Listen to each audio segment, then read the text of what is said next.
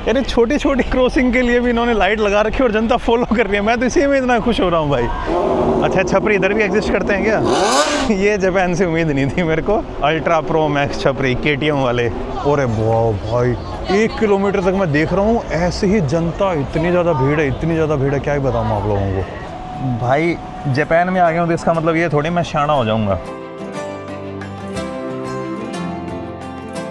Good morning guys और स्वागत है आपका एक और नई वीडियो में। तो भाई और बहनों, आज से अपनी जो जापान की सीरीज़ है वो स्टार्ट हो रही है। कल मैं जापान पहुंच गया था और अब भाई आज मैं जापान को एक्सप्लोर करने वाला हूं। This is going to be my first impression of Japan. तो भाई अभी हूं मैं ओसाका के अंदर। ओसाका जापान की या तो सेकंड मोस्ट बिग सिटी या थर्ड मोस्ट बिग सिटी है। और ये जापान के जो बड़े बड़े शहर नहीं, ज़्यादा दूर नहीं है एक दूसरे से। ये देखिए, यहाँ पे है टोक्यो, फिर ऊपर है क्योटो और क्योटो से नीचे है ये आपका ओसाका। ओसाका भाई, आई थिंक ओसाका की बैटरीज आती हैं वो इसी ओसाका शहर के नाम से ही है भाई। सामने जो ये दिख रहा है ये यहाँ का नाम्बा स्टेशन। और अभी मुझे उस साइड जाना है क्योंकि उधर नीचे एक रेस्टोरेंट है, वहाँ जाके खाना खाऊंगा मैं और फिर अपने आज ओसाका शहर को घूमने निकल जाएंगे। और अभी एक इंटरेस्टिंग चीज़ और उसका मैं श्योर नहीं हूँ कि वहाँ पे जाऊँ या रहने दूँ। लास्ट वीडियो में आपने देखा होगा कि एयरपोर्ट में मुझे कुछ एंटी मिली थी और वो एंटी ओसाका के अंदर एक्सपो चल रहा है ना, एक्सपो 2025, उसके बारे में बता रही थी और इसके बारे में मैंने पहले भी सुना था। तो जाना चाहिए नहीं जाना चाहिए, आप मुझे कमेंट सेक्शन में बताना कि वर्थ है क्या ये जो एक्सपो है उनके अंदर विजिट करना। वैसे लोग रूल तो फॉलो करते हैं। बीच में एक अपने अंकल जी भी वो बैठे हुए हैं कि किस तरफ जाना है किस तरफ नहीं जाना है।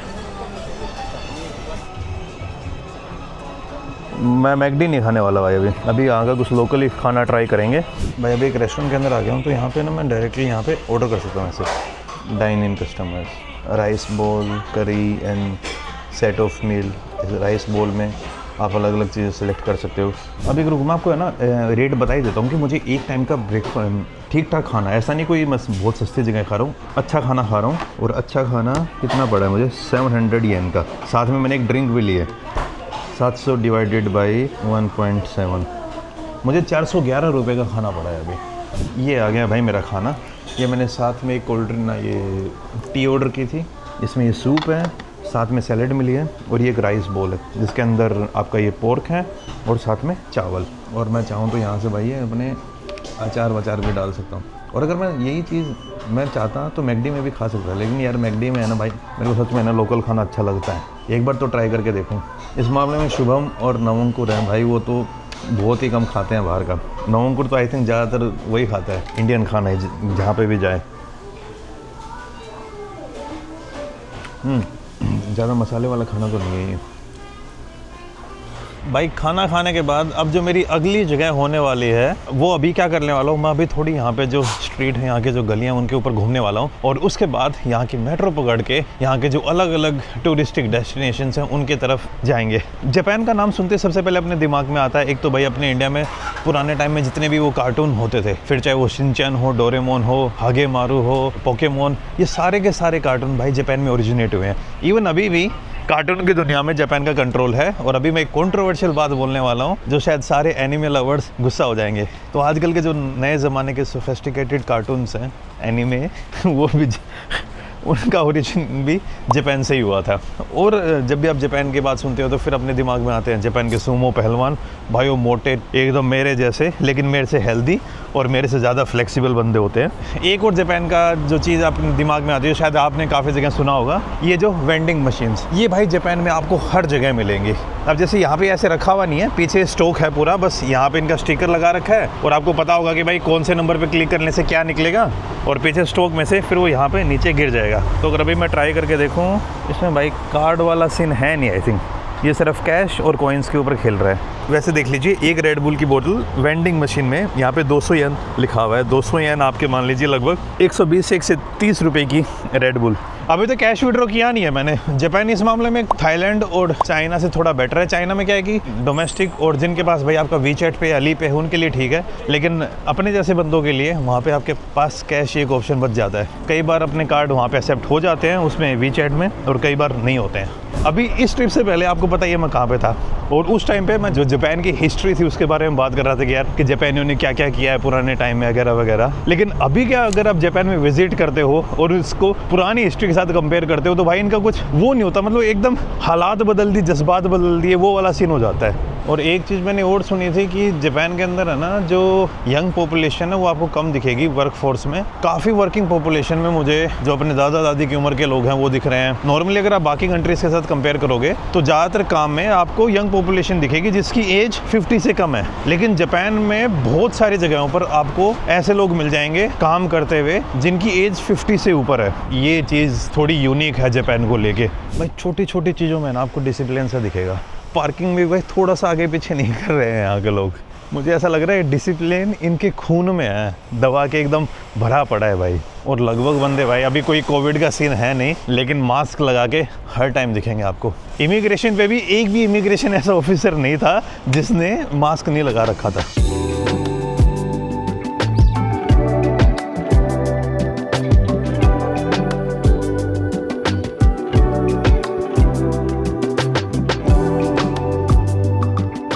जिस अमाउंट में लोग यहाँ पे वॉकिंग करते हैं और साइकिल यूज़ करते हैं, हर थोड़ी देर में है ना जापानीज़ बंदा आपको साइकिल यूज़ करते हुए दिख ही जाएगा। अपने इंडिया से है ना साइकिल ऑलमोस्ट विलुप्त हो चुकी हैं, लेकिन जापान के अंदर भाई ये एक काइंड ऑफ कल्ट है। वो देख लीजिए, मम्मी अपने बच्चों को स्कूल से लाती हुई साइकिल के ऊपर। काफ़ी टाइम बाद मैं एक ऐसी कंट्री देख रहा हूँ जहाँ पे लोग साइकिल ऑन करते हैं और साइकिल चलाते बहुत ज़्यादा है। आजकल अपने दुनिया में एक वो साइकिल वाला ट्रेंड आया है, लेकिन उसमें वो रेंटेड साइकिल वाला सीन है कि आप रेंट करो साइकिल और चलाओ। सेम सीन अपने इंडिया में भी है, सेम सीन चाइना में देखी थी, और सेम सीन जितनी कंट्रीज में मैं घूमा हूँ उनमें। और मैं ना अभी एक एक्सपेरिमेंट और करने वाला हूँ। मैंने वीडियोज़ में सुना था कि भाई जापान इतना ज़्यादा साफ़ है, पूरे दिन अगर वाइट सॉक्स पहन के निकलोगे तो आपके सॉक्स गंदी नहीं होंगी। ओसाका में तो यार मुझे लग रहा है कि गंदी हो जाएंगी, क्योंकि बड़ा शहर है तो कहीं ना कहीं कुछ ऐसी प्रॉब्लम मिल जाएगी आपको। मैं खास करके यहाँ के गाँवों को देखूंगा, क्योंकि जापानीज विलेज इस मामले को लेके और ज़्यादा फेमस है। और कुछ मामलों में जापान थोड़ा यूनिक और भी है कि पूरी दुनिया में इलेक्ट्रिक कार आपको अच्छी खासी दिख जाएंगी। जापान के अंदर इतनी ज़्यादा इलेक्ट्रिक कार नहीं है। देखो अब ये मैं गलत भी हो सकता हूँ, नॉर्मल इलेक्ट्रिक कार को आप आइडेंटिफाई कर सकते हो उसके नंबर प्लेट से। ज़्यादातर कंट्रीज़ के अंदर वो हरी टाइप दिखती है। और वैसे जो जापानीज़ कंपनियाँ हैं वो हाइब्रिड को लेके ज़्यादा एक्टिव है बजाय कि इलेक्ट्रिक में। आप इंडिया में भी देख लो, सुजुकी ने अभी तक कहाँ निकाली इलेक्ट्रिक कार। अब शायद वो लॉन्च करने वाले हैं, लेकिन इस मामले में सुजुकी शायद सबसे पीछे है। दुनिया की कार बनाने वाली सबसे बड़ी कंपनी है टोयोटा, लेकिन अभी तक उन्होंने इलेक्ट्रिक में इतना ज़्यादा इन्वेस्टमेंट नहीं किया है। आपको इनकी हाइब्रिड कार मिल जाएंगी, लेकिन फुली इलेक्ट्रिक की तरफ पता नहीं है क्यों नहीं जा रहे हैं। जापानियों को ऐसा क्या पता है कि भाई बाकी दुनिया को नहीं पता।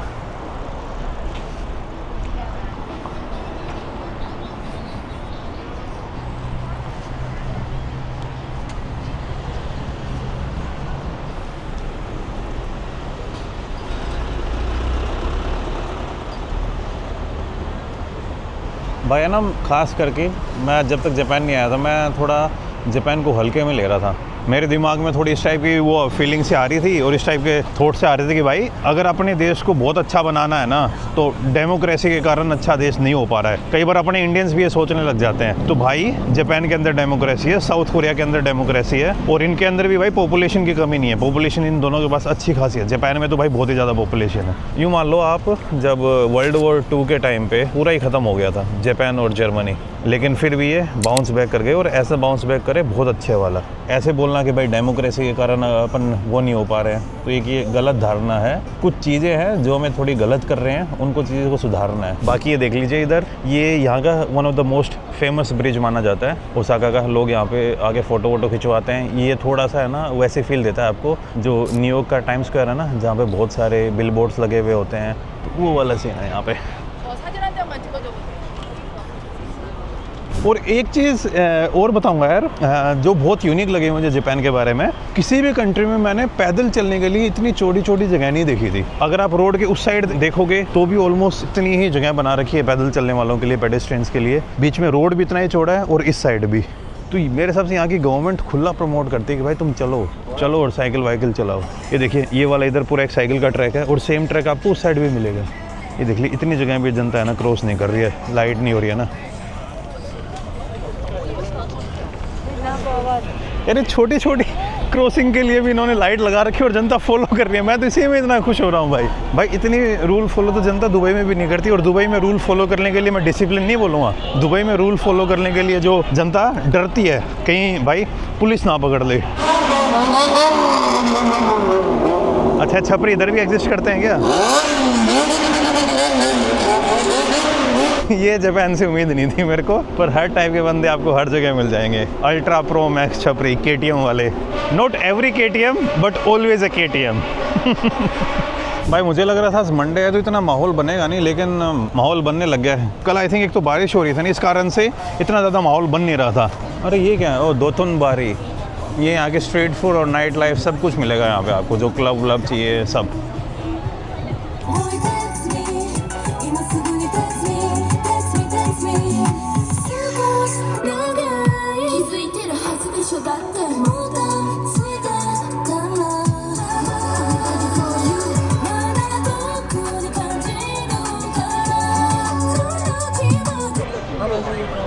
भाई यहाँ तो कुछ ज़्यादा ही भीड़ है यार।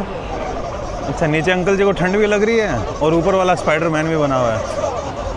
अरे बाप रे, इस साइड से भी अच्छा दिख रहा है। वो भाई भीड़ देखो कितनी ज़्यादा है। जापान में है ना ओवर टूरिज्म एकदम से ना बहुत ज़्यादा ब्लूम करने लग गया है, और खास करके अभी ओसाका के अंदर तो जो एक्सपो चल रहा है इस कारण से और ज़्यादा टूरिस्ट आ रहे हैं। तो आई थिंक जापान है ना अभी जो टूरिस्ट हैं उनके लिए चीज़ें महंगी करने वाला है। मैंने कहीं पर सुना था, सही टाइम पर आ गया मैं, क्योंकि ये वाला प्रोसेस आई थिंक 1 से 2 महीने बाद स्टार्ट होने वाला है। और टूरिस्टों में सबसे ज़्यादा आपको यहाँ पे चाइनीज़ टूरिस्ट और दूसरे नंबर पर कोरियन, उनको बड़ा पसंद है भाई जापान। और वाह भाई 1 किलोमीटर तक मैं देख रहा हूँ ऐसे ही जनता, इतनी ज़्यादा भीड़ है, इतनी ज़्यादा भीड़ है, क्या ही बताऊँ आप लोगों को।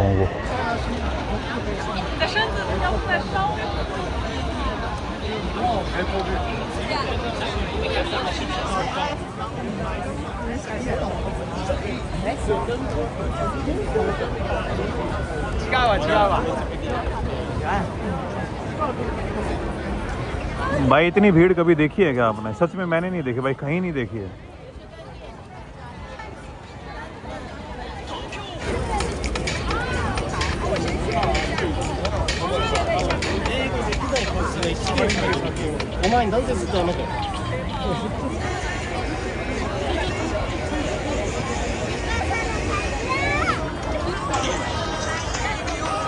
भाई जनता पूरी, अरे बाप रे, अरे बाप रे, जो भी देख रहा है वो फ़ोन निकाल के भाई कैप्चर करने में लगा हुआ है। ऑफ कोर्स मैं भी कैप्चर ही कर रहा हूँ, मैं लोगों को क्या ज्ञान दे रहा हूँ भाई। लेकिन इतनी भीड़ नहीं देखी भाई लाइफ में कभी भी मैंने एक साथ। आज मंडे है भाई, ऐसा नहीं है कोई आज वीकेंड है। मंडे के दिन इतनी भीड़ है तो कल कितना हो? कल तो बारिश थी तो इसलिए शायद लोग ना निकले हों, लेकिन ना भाई जापान भाई क्रेजी है सच में। एक बात समझ आ गई है, मे बी एक ये रीज़न हो सकता है कि अभी यहाँ पे वो चल रहा है ना एक्सपो। हाँ ये देखो एक्सपो वाला सीन, यहाँ पे भी वो लोग एक्सपो के लिए फ़ोटो वोटो खिंचवा रहे हैं। ये वाली स्ट्रीट तो और ज़्यादा मस्त है भाई। इतने टूरिस्ट, इनमें मुझे नहीं पता लोकल कौन है, लेकिन गोरे भी बहुत दिख रहे हैं, यूरोपियंस, कोरियन भी बहुत दिख रहे हैं, चाइनीज़ भी बहुत, सब दिख रहे हैं। और इक्के दुक्के अपने इंडियंस भी दिख जा रहे हैं कभी कभार बीच में।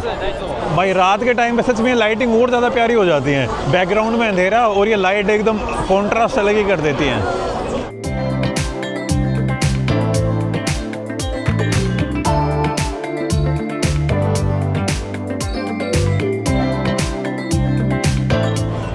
अपने इंडियन भी दिख रहे हैं भाई, ऐसा नहीं कि इंडियंस नहीं है, उतने नहीं है लेकिन हैं। ये वो जो एक्सपो है ना उसका एक मोन्यूमेंट टाइप में, मैं भी जाके आऊँगा उधर। कैसा लग रहा हूँ मैं? साला मैं गायब भी हो गया, साला खुद को नहीं पहचान पा रहा। शायद मैं आपको दिख रहा हूँ, हाथ में कैमरा लिए। अरे बाप रे, मैं देखूँ ऊपर से बाल कैसे लग रहे हैं मेरे, गंजा दिख रहा। भाई मेरे को ये समझ नहीं आ रहा कि कौन सा स्पीकर बोल रहा है कौन सा नहीं बोल रहा है। यहाँ पे एक लेडी हैं अपनी परफॉर्मेंस दे रही हैं। कैश वैश है ही नहीं है मेरे पास, कैश होना चाहिए था, मैं इनको दे ही देता यार।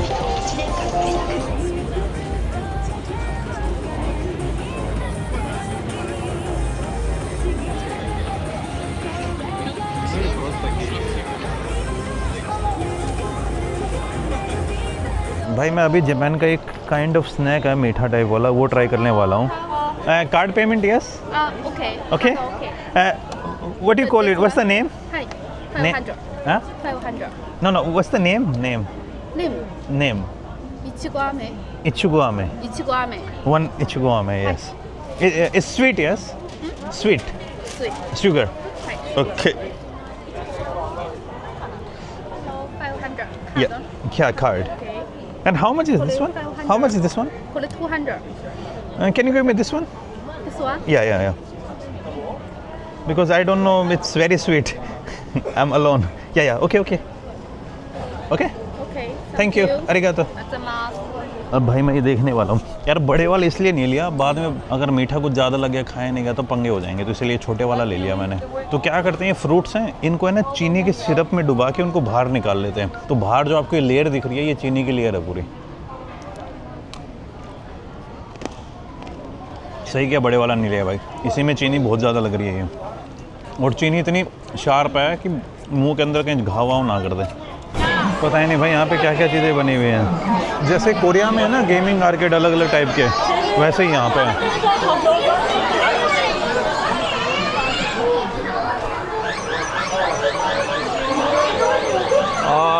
यस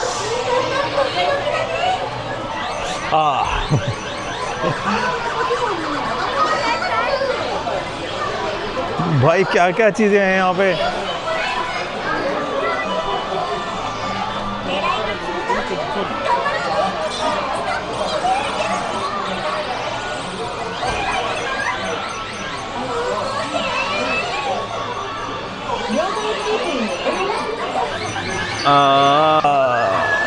이게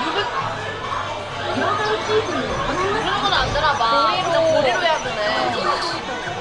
भाई नहीं जीते इसमें कोई। भाई ये लगते बहुत आसान है लेकिन कोई जीतता है नहीं इनमें। एक बार जीता हूँ मैं शायद।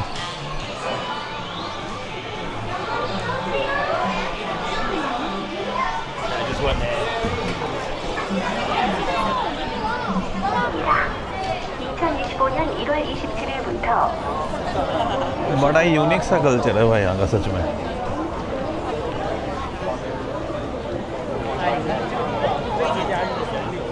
भाई घूम घाम के काइंड ऑफ मैं उस ट्रैफिक पे वापस पहुँच गया हूँ और ये बाइकर्स फिर से आ गए हैं। मैं ये देखना चाह रहा हूँ कि यहाँ पे जो ये अंकल हैं, ये पुलिस वाले हैं या कौन है, ये ट्रैफिक कंट्रोल कर रहे हैं। तो ये बंदे इनके सामने भी ऐसे करेंगे या नहीं करेंगे?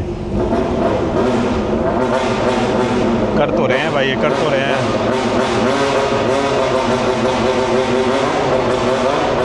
ये तो भाई टोक्यो ड्रिफ्ट वाला सीन हो गया। टोक्यो ड्रिफ्ट देखिए ना आप लोगों ने, फास्ट एंड फ्यूरियस की तीसरा था, सेकंड वर्जन था। At the walking on the it's only Monday negotiation shaking down. साले लिरिक्स ही बोलिए उस गाने के भाई। आ जाओ अब निकलेंगे ये।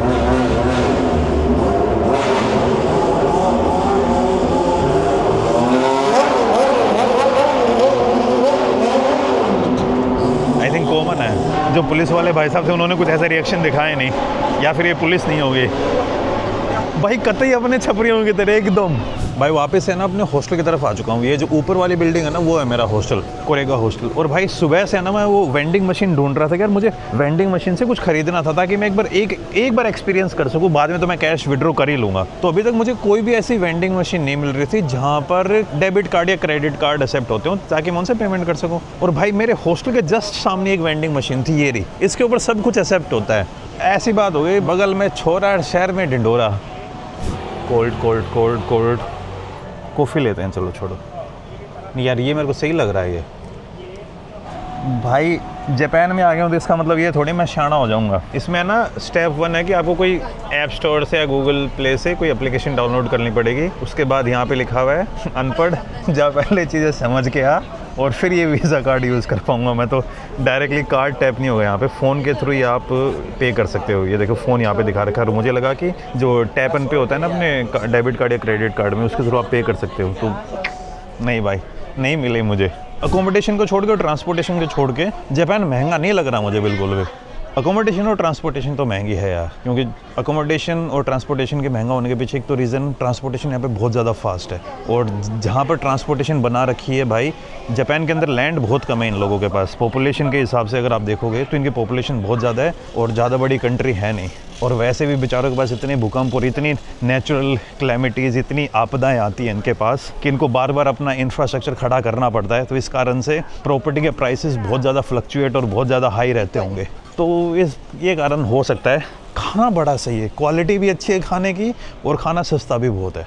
जापान, कोरिया और चाइना, इनके अंदर है ना हर चीज़ इन्होंने छोटे छोटे आइटम्स में अपने इनके जो कन्वीनियंस स्टोर है उनके अंदर कर दिया है। ये वाला कंसेप्ट अभी अपनी इंडिया में आया नहीं है, लेकिन आई थिंक जल्दी आ जाएगा, क्योंकि जो 7-Eleven है उसने आई थिंक रिलायंस के साथ डील कर ली और इंडिया में आई थिंक 7-Eleven लॉन्च हो गया है। कोई गया है क्या आप में से बताना 7-Eleven के अंदर? 7-Eleven में मान लो एक छोटे टाइप की परचून की दुकान है, लेकिन इसके अंदर हर चीज़ें पैकिंग वाली मिलेंगी। कन्वीनियंस स्टोर जैसे अपने इंडिया में वो है ना 24/7, उसी टाइप वाला। तो यहाँ पे जापान में आपको मिलेंगे लॉसन्स, 7-Eleven और फैमिली मार्ट। तो अभी मैं लॉसन में जाके आ रहा हूँ, वहाँ से मेरे को दही खरीदना है यानी योगर्ट, और वो लेके वापस आ जाऊँगा मैं। और आज जितने टूरिस्ट भाई सच में नहीं देखे होंगे मैंने, कोरिया फोरिया थाईलैंड वाईलैंड सब पीछे छोड़ दिया जापानियों ने। ये कितनी प्यारी प्यारी गाड़ियाँ बना रखी है यार इन्होंने।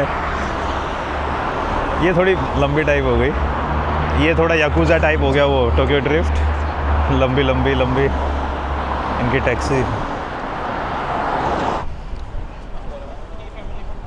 और गंदगी भाई सच में ढूंढना थोड़ा मुश्किल है। मैं आपको याद दिला दूँ, अगर आपने मेरी कोरिया की एक नाइट लाइफ के ऊपर वीडियो बनाई थी मैंने, वहाँ पे भी मेरे को कोरिया में गंदगी दिख गई थी, लेकिन जापान के अंदर गंदगी सच में नहीं है। तो ये आ गया हूँ मैं इनके कन्वीनियंस स्टोर के अंदर। ये एक चिकन ब्रेस्ट, आई थिंक इसको अगर आप कुक करोगे तो एक चिकन ब्रेस्ट आपको लगभग 258 का है, तो ये मान लीजिए 150 रुपये के आसपास का है ये। मुझे योगर्ट लेना है तो मैं योगर्ट का प्राइस बताऊँगा आपको। ड्रिंक योगर्ट स्ट्रॉबेरी, नहीं ड्रिंक वाला नहीं, मुझे थोड़ा थिक चाहिए। ड्रिंक नहीं भाई, नॉर्मल। लेकिन यार इस योगर्ट है, थैंक यू, शेषे। ये भाई ताइवान से थे, इनसे पूछा कि ताइवान में भी मैंड्रीन ही बोली जाती है, ऑलमोस्ट सिमिलर। और मैंड्रीन छोड़ी, जो चाइनीज़ है और जो जापानीज़ है उनकी हिस्ट्री एक ही है। मतलब कि जो चाइनीज़ हैं और जापानीज़ हैं वो एक दूसरे की लैंग्वेज के कुछ ना कुछ अक्षर पढ़ सकते हैं, सब कुछ नहीं कुछ कुछ। तो ये एक मैंने दही स्ट्रॉबेरी फ्रेपे, ये पीने वाले ही ले लेता हूँ यार, ये मेरे को थोड़ा अजीब सा लग रहा है और इसकी क्वांटिटी भी कम है, तो अपने स्ट्रॉबेरी फ्लेवर ये ठीक है। तो इसका प्राइस है 146, फ्लेवर्ड योगर्ट 146 बोले तो लगभग 90 रुपये का। Please please.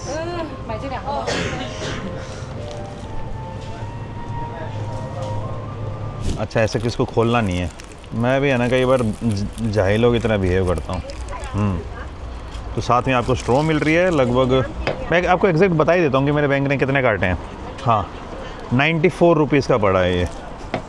अपने इंडिया से तो महंगा ही है भाई। अपने इंडिया में अगर मान लो ये सेम मैं लेता हूँ तो एक ब्रांड नाम भूल गया मैं उसका, वो ये ग्रीक योगर्ट देते हैं, उसका प्राइस लगभग इंडिया में 60 से 70 रुपये के आसपास मान लो।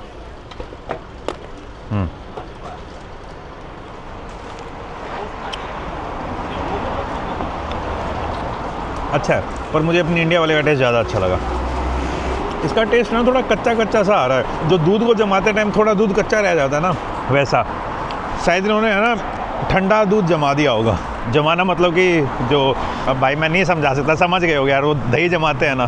तो भाइयों बहनों, जो भी लोग अपनी फैमिली के साथ ये वीडियो देख रहे हैं, वीडियो को पोस्ट करो, अपने बच्चों को थोड़ा दूर भेज दो या फिर अलग हो जाओ, कुछ करो। लेकिन एक चीज़ भाई जो मैंने कल देखी थी, आई थिंक मैं दिखा नहीं पाया था, अंदर तो मैं नहीं जा सकता, वो तो बिल्कुल ही मतलब नेक्स्ट लेवल स्टफ हो जाएगा। हाँ तो अपने पेरेंट्स से दूर हो जाइए या फिर अपने बच्चों को दूर कर दीजिए कि ये थोड़ी सी फैमिली टाइप वाली बात नहीं आगे जो मैं करने वाला हूँ। हाँ तो भाई रेडी, 1 2 3 गो। हाँ जी, तो सामने जो आप ये देख रहे हो ना, ये जो स्टोर है, ये स्टोर है भाई ग्राउंड फ्लोर 1 2 3 4 5 6 7 फ्लोर का स्टोर है ये।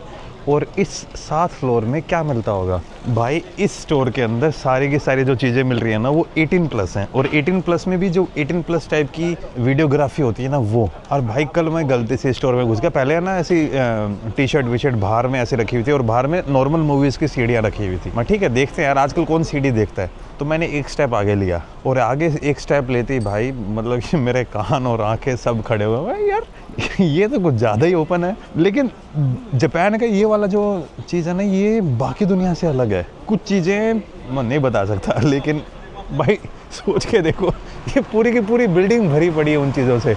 और अंदर भाई जब मैं गया तो ऐसा नहीं है कि मैं अकेला बंदा था, लोग लिटरली एकदम कैजुअली उसमें है ना पूरा, मतलब कि जो सीढ़ी थी उसके ऊपर पूरी मतलब कि फ़ोटो वोटो बनी हुई हैं और एकदम लाइक फ़ोटो में डिस्क्राइब नहीं कर सकता, और लोग को एकदम चिल पिल भाई अंदर चीज़ें खरीद रहे हैं।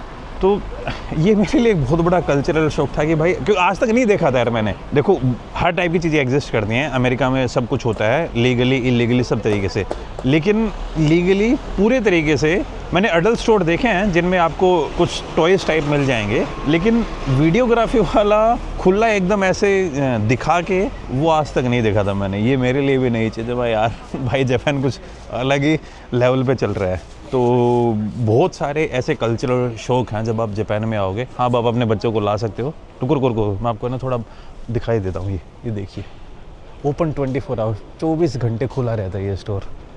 इसमें आई थिंक, हाँ ये देखिए 18+ का वो सामने बोर्ड लगा हुआ है ना, उससे ऊपर जाती है भाई आपको ऐसी ऐसी चीज़ें, पूरा ये स्टोर अलग फील देगा आपको। और इसमें मज़ेदार क्या है कि एक डेडिकेटेड फ्लोर है जो सिर्फ कपल्स के लिए है। मुझे नहीं पता ये बातें करनी चाहिए नहीं करनी चाहिए, तो इसीलिए मैं थोड़ा वो हो रहा था, तो इसीलिए मैंने आपको पहले एक डिस्क्लेमर दे दिया कि नहीं यार, कि बच्चों के सामने ये सारी चीज़ें ना हो तो ही अच्छा है। तो एंड ऑफ द डे पता सबको चलना चाहिए क्या, सबको पता चल ही जाता है, आप चाहे कितना भी रोक लो, लेकिन हर चीज़ की एक उम्र होती है, उस उम्र के अकॉर्डिंग पता चलना चाहिए। पहले अगर उन चीज़ों का एक्सपोजर हो जाए ना तो अपने मेंटल लेवल पे बहुत चीज़ें गड़बड़ हो जाती हैं। और बात क्या है कि मेरा हॉस्टल बिल्कुल बाजू में ही है उसके, तो इस चीज़ को मैं चाह के भी इग्नोर नहीं कर सकता था, और मज़ेदार बात थी, इसीलिए मैंने सोचा क्यों ना मैं आप लोगों के साथ शेयर करूँ ये बात। हाँ, अब आप अपने बच्चों को वापस ले आइए। अब आगे इस वीडियो में ऐसी चीज़ ना मैं बात करने वाला हूँ और ना मैं दिखाने वाला हूँ। No photos, no videos. एक ये भी नया कंसेप्ट है जापान के अंदर, मेड रेमेन। मतलब कि आप आपको एक ऐसे रेस्टोरेंट मिलेंगे जहाँ पे ना आपको एकदम राजा की तरह ट्रीट किया जाएगा, लेकिन ट्रीट जब आप होगे तो उसमें जो लोग होंगे दे विल बी अराउंड, मतलब कि छोटी छोटी बच्चियाँ होती हैं जो यार यहाँ पे लोग उनको हायर करते हैं। ये देखिए आप, अराउंड 21 से 25 के आसपास।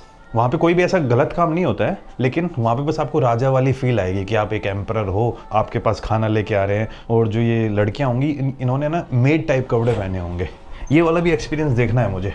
8 नंबर कुछ चीज़ें हैं भाई, और सच्ची बता रहा हूँ मैं थोड़ा कंपेयर पे वापस पहुँच गया। मैं अपने कोरिया ट्रिप और इसको जापान के साथ कंपेयर कर रहा हूँ ना यार। कोरिया में है ना मुझे पहले से उतने मज़े नहीं आ रहे थे, पता नहीं क्यों, क्या माइंड सेट था मेरा, और वो इक्के दुक्के ऐसे एक्सपीरियंस हो गए थे तो उस कारण से माइंड ख़राब सा हो गया था। लेकिन जापान में भाई सच में फुल मज़े आ रहे हैं मेरे को, दूसरा ही दिन आज मेरा। लेकिन तो भाई वापस से आ गया हूँ अपने हॉस्टल में, तो आपको हॉस्टल दिखाता हूँ। ये हॉस्टल का रिसेप्शन है, कुछ ज़्यादा बड़ा नहीं है हॉस्टल, आपको जापान के अंदर आई थिंक ऐसे ही मिलने वाले हैं। ये यहाँ के वॉशरूम है।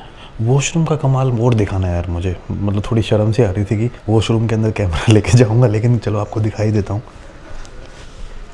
ये देखिए,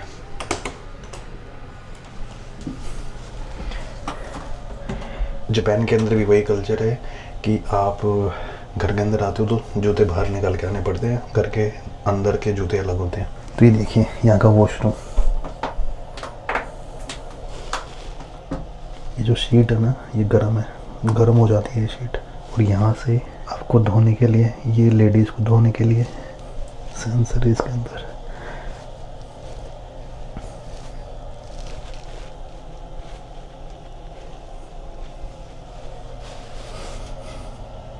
तो ये सारे वॉशरूम है, और इधर सारे फिर आपको वो शावर रूम है। हाँ, तो यार अंदर है ना, मैं पता नहीं शर्म से आ रही थी मेरे को बात करने में। हाँ, तो आपने देखा ना उसमें 3 ऑप्शन थे नीचे वाले में, जहाँ पे पानी शो कर रहा था वो जैपनीज़ में लिखा हुआ था, लेकिन मैंने यूज़ करके देखा था। एक है बंद करने का पानी, यहाँ पे जैसे अपने इंडिया में अपन साइड में से जेट उठा के नीचे से काम कर देते हैं अपना साफ़ सफाई वाला, यहाँ पे ऐसा नहीं है। यहाँ पे आप बैठो, एक तो जो शीट है ना उसी के अंदर हीटर लगा होता है, तो मान लो जब जापान में गर्म सर्दियों के टाइम पे, सर्दी अच्छी खासी होती है यहाँ पे, तब आप बैठोगे तो भाई आपको मज़े आएंगे। वरना याद करो जब दिल्ली विल्ली साइड में या फिर जब आप पहाड़ों में जाते हो, सुबह सुबह जब शीट होती है टॉयलेट, उसके ऊपर आप जब बैठते हो तो भाई एक महाभारत होती है, क्योंकि ठंडा होता है, वो मस्त लगता है। तो यहाँ पे वो सीन नहीं है, आप सर्दी में भी एकदम आराम से जाओ, एकदम सुकून वाला एक्सपीरियंस होगा। दूसरा, जब बारी आती है धोने की, तो याद करो जो अपने इंडिया में, खास करके नॉर्थ इंडिया में जो एकदम कड़ाके वाली ठंड पड़ती है तो वो जेट से ठंडा ठंडा पानी निकलता है, तो जब तुर्री मारता है कैसा लगता है, तगड़ा लगता है ना। यहाँ पे वो सीन नहीं है। यहाँ पे आपको पानी का जो टेम्परेचर है वो आप कंट्रोल कर सकते हो। वो गर्म भी हो सकता है, वो ठंडा भी हो सकता है, जो आपको टेम्परेचर चाहिए वैसा आपको टेम्परेचर मिल जाएगा। और सेंसर वेंसर सारी चीज़ें लगी हुई हैं। और मतलब उसमें आपको पाइप खींचने की भी ज़रूरत नहीं है, बटन दबाना है, वो आगे ऐसे आएगा, एक चीज़ आती है और वैसे तुर्री मारती है पूरी, एकदम एक्यूरेट। आपको बस थोड़ा सा ऐसे ऐसे करके एडजस्ट करना है, आपका जो काम है वो ईजिली सब कुछ हो जाएगा। और हाँ, ये देखिए, ये जो पीछे कमरा सा बना रखा है ना छोटा सा, ये वाला, ये है यहाँ पे जो काम करते हैं ना रिसेप्शन पे, जो स्टाफ है उनके लिए, जो यहाँ पे मैनेज करते हैं। तो जैसे अपने जब आपकी शॉपिंग मॉल की पार्किंग के अंदर जाते हो, वहाँ पे वो कैबिन से नहीं बनाए होते जो पार्किंग वाले बंदे होते हैं, जो आपको टिकट देते हैं या फिर आपसे पैसे लेते हैं, उतनी सी जगह बना रखी है। तो छोटी छोटी चीज़ें हैं ना, जापान में बहुत मिलेंगी आपको। इनकी गाड़ियाँ देखो आप, जैसे अपने इंडिया में वैगनार है, वैगनार को और पिचका दो, आपको ऐसी गाड़ियाँ यहाँ पे मिलेंगी। जैसे मेरे वाली जो जिमनी है, वो भाई सारा कंसेप्ट छोटी सी गाड़ी के अंदर सब कुछ दे दिया इन्होंने। वैसे तो इंडिया में जो लॉन्च किए वो 5 डोर है, लेकिन एक्चुअली जो रियल जिमनी थी वो 3 डोर ही थी, और वो जापान में डिज़ाइन की थी सुजुकी वालों में। ऑफकोर्स सुजुकी जापानीज़ कंपनी है, तो भाई तगड़ा ही सिस्टम है यहाँ पे, और मज़े आएंगे अब सच में। मैं काफ़ी दिनों बाद किसी कंट्री में आकर खुश हो रहा हूँ, और जब आप खुश होते हो तो अच्छा कंटेंट भी बनाते हो, ठीक है। तो बस भाइयों, इस वीडियो में इतना ही। उम्मीद करता हूँ ये वीडियो आप लोगों को पसंद आई होगी। मिलता हूँ आपसे नेक्स्ट वीडियो में, तब तक खुश रहिए, आबाद रहिए, keep travelling and keep enjoying your life.